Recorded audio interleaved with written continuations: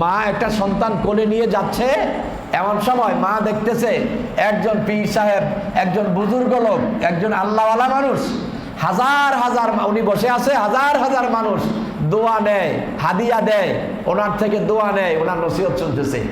তো বলতেছে, মা, আল্লাহ আমার এই সন্তানটাকে এই হুজুরের মতো বানাইন।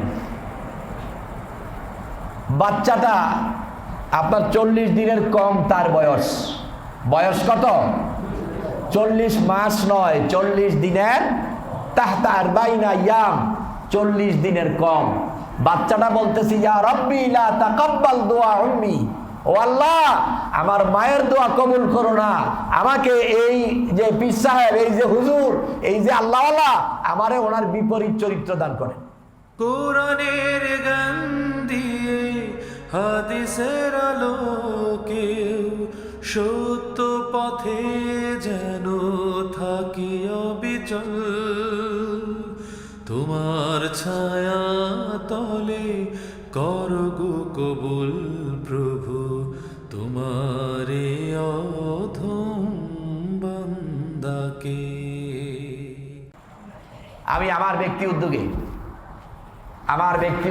আমার উপার্জন থেকে, এই যে আলহামদুলিল্লাহ রমজানে একটা কথা ইফতারির ব্যাপারে আলোচনা হয়ে গিয়েছিল, যে যারা ইফতারিতে শ্বশুর বাড়ি থেকে নেবেন না, জোর করে বা খুঁজে যদি দেয় সেটা সুন্নাহ।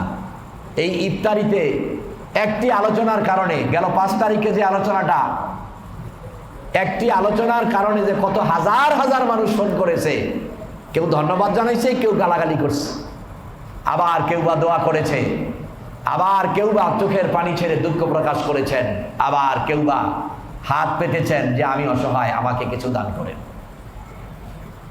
গালাগালি করেছেন কারা? মারাত্মকভাবে কেউ গালাগালি করেছে যে আপনার এই বক্তব্যের জন্য শ্বশুর বাড়ির 50,000 টাকার ইফতার হারিয়ে গেল। বউকে তো 2 বার পিটাইও ইফতারি আদায় করতাম। আপনি আশ্চর্য হয়ে যাবেন, গেল 3 দিন আগে সেহরির পরে এক মা ফোন দিয়েছেন সৌদি আরব থেকে, বাড়ি সিলেট ছাতকে, বললেন হুজুর আপনার জন্য দোয়া করি চোখের পানি ছেড়ে, কারণ আপনার এই 1 মিনিটের আলোচনা আমাকে 13 বছর আগের কথা মনে করিয়ে দিয়েছে। রমজানের প্রথম দিকে একবার ইফতারি দিতে হয় 40 কেজি সব মিলাইয়া, মধ্যভাগে আবার দ্বিতীয়বার 40 কেজি। বাবা গরিব মানুষ, প্রথম রমজানে ঠিকই দিছে, মধ্যভাগে ভালোভাবে দিতে পারে নাই। একটি ছেলে একটি মেয়ে আমার, ওদেরকে রেখে কথায় কাটাকাটি করে আমাকে তালাক দিয়ে ডিভোর্স দিয়ে দিয়েছে। আমি চলে এসেছি, আজকে 13 বছর সৌদি আরবে খাদ্দামার কাজ করছি। দুঃখজনক হলো আমার ছেলে মেয়েটার সাথে আমাকে কথা বলতেও দেয় না। এমন অসংখ্য ফোন এসেছে। আবার অনেকে হাত পেতেছে, হুজুর আমার কাছে ইফতারির টাকা নাই, তা আপনি তো বলছেন দিবেন, কিছু পাঠান। চেষ্টা করেছি সর্বনিম্ন 500 টাকা হলেও তাকে দিতে। আবার অনেকে গালমন্দ করেছে যে আপনার এই আলোচনার কারণে বউ পিটাইতে পারি না, ইফতারিও শ্বশুর বাড়ি থেকে পাই না। এই তো আমাদের সমাজ, এই তো আমরা মুসলিম। আরেকটি উদ্যোগ আমি নিয়েছি, এটা আপনাদেরকে আলহামদুলিল্লাহ, এই যে এত ফোন আসছে, সবচেয়ে বেশি আসছে সিলেট আর নোয়াখালী থেকে। আপনাদের ড্যামরা থেকে একজনেও বলে নাই যে হুজুর আমার ইফতারি নাই, আমাকে দেন, একজনের ফোনও যায় নাই। আজকে আপনাদের একটা পরামর্শ দিচ্ছি, এটা আগেও বলেছিলাম যে বাংলা তাফসীর সহ কোরআনুল কারীম আপনার ঘরে কিনে নেবেন, বলেছিলাম না? বলি নাই? বলেছিলাম। এরপরেও যারা পারেন নাই, আপনার কপালে চুমা দিয়ে, কারণ নবীজি বলেছেন কাউকে সবচেয়ে বেশি সম্মান যদি করো, সবচেয়ে বেশি ভালো যদি বাসো, তাহলে তার কপালে চুমা দাও, অব্বরা আসাক। আবার আপনি চিন্তা করবেন, এই যে চুমা দিবেন এর অর্থ এই নয় গায়রে মহরম করে নারীকে চুমা দিবেন না। মহরমকে দিতে পারবেন, খালা, মা, নানি, দাদি, বোন, ভাস্তি, ভাগ্নি, আপন, এদের কপালে চুমা দিতে পারবেন। আবার যে হুজুর তো বলছে বেশি ভালোবাসলে, বেশি শ্রদ্ধা করলে কপালে চুমা দিতে, এই চিন্তা কিন্তু গায়রে মহরম কোনো বয়সপ্রাপ্ত মেয়ের, গায়রে মহরম বয়সপ্রাপ্ত মেয়ের কপালে চুমা দেওয়া যাবে না।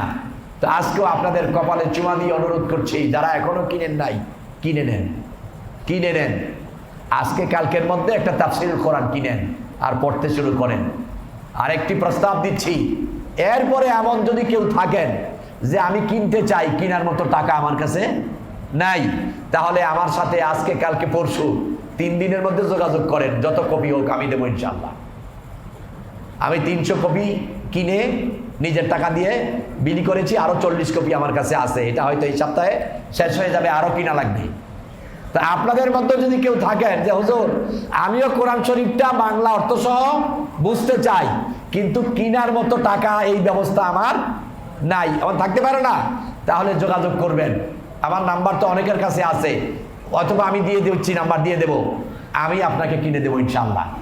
তারপরও কোরআনটা বুঝেন, কোরআনটা দিয়ে জীবনটা চালান, দেখবেন জীবন পাল্টে গেছে। জীবন কি পাল্টে গেছে, জীবন বদলে গেছে, জীবন পাল্টে গেছে, জীবন বদলে গেছে। প্রিয় ভাইয়ের আমার, আজকে আমাদের এই অসংখ্য অপরাধের যেটা মূল কারণ, এই মূল কারণটা হচ্ছে আমরা ইসলামকে বুঝি না। আমরা ইসলাম না বুঝে না মেনে মুসলিম। আমরা আরেকটি আফসোস হচ্ছে মানি যতটা জানি না ততটা। অনেক কিছু আমরা করি কিন্তু কোরআন সুন্নাহর মধ্যে নেই, কষ্ট করে আমল করি। এজন্য আমি সৌদি আরবে তাওহীদের উপরে পড়াশোনার পরে মক্কার একটা সেমিনারে বলেছিলাম যে আফসোস তো ওখানেই লাগতেছে, আফসোস তো ওখানেই লাগতেছে। 27টি বছর কষ্ট করে বাংলাদেশে অনেক কিছু শিখেছি, কিন্তু এখন দেখলাম অনেক কিছু না শিখলে ভালো ছিল। 27টি বছর অনেক কিছু শিখেছি, মুখস্থ করেছি, কিন্তু এখন দেখলাম যে এই অনেক কিছু মুখস্থ না করলে, না শিখলে ভালো ছিল, তার মানে ভুল শিখেছি। এটা আফসোস না? আবার এখন আফসোস হয় কোরআন সুন্নাহ থেকে অনেক কিছু আল্লাহ তাআলা ইলম দিয়েছেন, জ্ঞান দিয়েছেন, শিখিয়েছেন, কিন্তু বলার মতো পরিবেশ পাই না, বলার মতো পরিবেশটাও পাই না। আলোচনা, সমালোচনা, বিরোধিতা। আরে ভাই, বিরোধিতা তো একটা খতিবের যদি বিরোধিতা না থাকে, আলোচনা না থাকে, একটা বক্তব্যের যদি সমালোচনা না থাকে, তাহলে বুঝতে হবে বক্তব্যটা যথার্থ হয় নাই, বক্তব্যটা হক পথে হয় নাই, এটা কোরআনের জন্য, দ্বীনের জন্য হয় নাই। বলবেন হুজুর কারণ কি?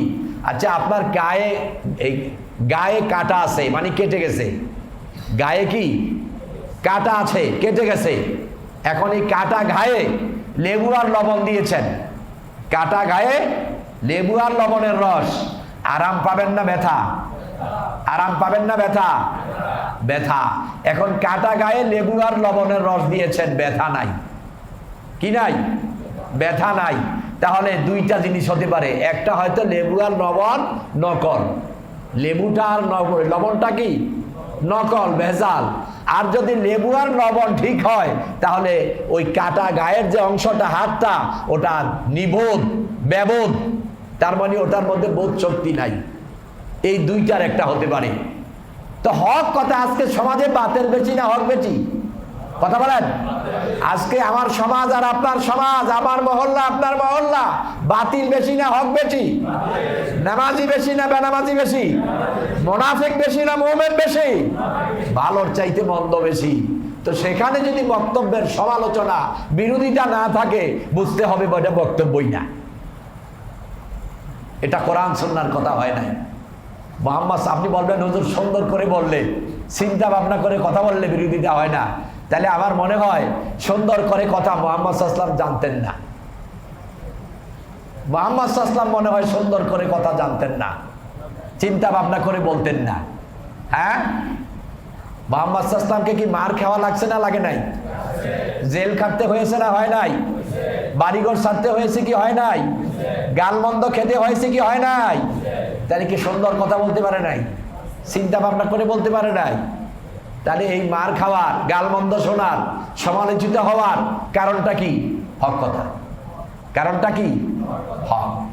বাতিল তখন ছিল, এখনো আছে, কিয়ামত পর্যন্ত থাকবে। এজন্য হকের বিরোধিতা থাকবেই। একটা হাদিস শরীফ মনে পড়ে গেল, এই পৃথিবীতে 3টি সন্তান, কথা বুঝতেছেন তো আপনারা? আজকে কয়েকদিন আমার জ্বর, খুব কষ্ট হচ্ছে কথা বলতে, এরপরে আপনারা বুঝবে আলহামদুলিল্লাহ। এই পৃথিবীতে 3টি সন্তান জন্মের পরে মায়ের সাথে স্পষ্ট ভাষায় কথা বলেছে মানুষের সাথে।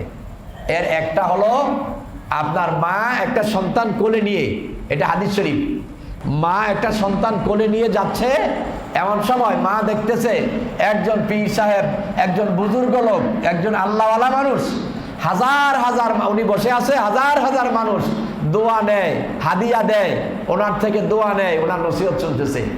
তো বলতেছে মা, আল্লাহ আমার এই সন্তানটাকে এই হুজুরের মতো বানাইন।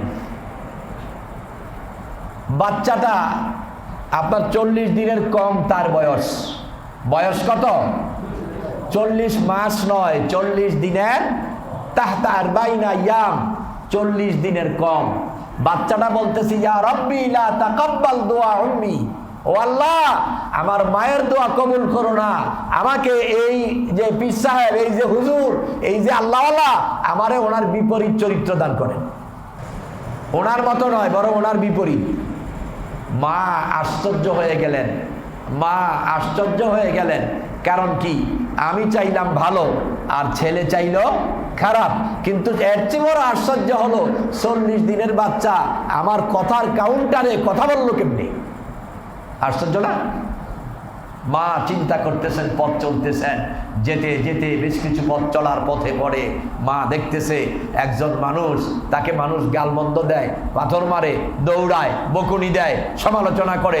বলতেছে কি কারণ কি? বলতেছে মানুষ ভালো না। বলতেছে আল্লাহ আমার এই ছেলেটাকে, সন্তানটাকে এই লোকটার মতো বানাইয়েন না। ছেলেটা বলতেছে আল্লাহ আমার মায়ের দোয়া এটাও কবুল করবেন না, আমারে এই লোকটার মতো বানান। মা এবার মোমেনা, মা আল্লাহওয়ালা, মা তো দুইটা দোয়াই ভালো করছে না খারাপ?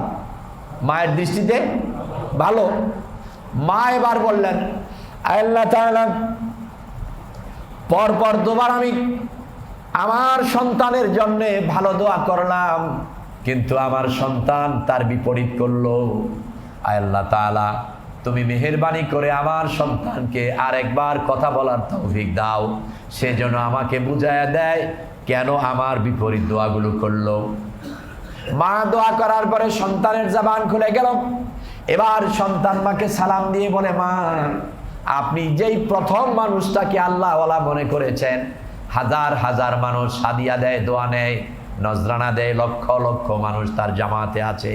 ও মা, এই লোকটা হক কথা বলে না, হক পথে চলে না, মানুষকে তার দিকে ডিভাইড করার জন্য কোরআন সুন্নাহর বাহিরে তার একটা মত আছে, তার একটা পথ আছে। এই জন্য মানুষের মন জয় করে মানুষ নিয়ে আছে, কিন্তু আল্লাহর কাছে সে মুনাফিক। আল্লাহর কাছে সে মুনাফিক। সে মানুষকে ওই কথা বলে না যেই কথা বললে মানুষ জ্বলে উঠবে, মানুষ তার কাছে আসবে না, বরং ওই দিকে আকর্ষণ করে, যেই দিকে আকর্ষণ করলে মানুষ তারে বুজুর্গ মনে করবে, মানুষ তার কাছে আসবে। এক কথায় যেই দিকের বৃষ্টি ওই দিকে ছাতা। আল্লাহর কাছে সে মুনাফিক।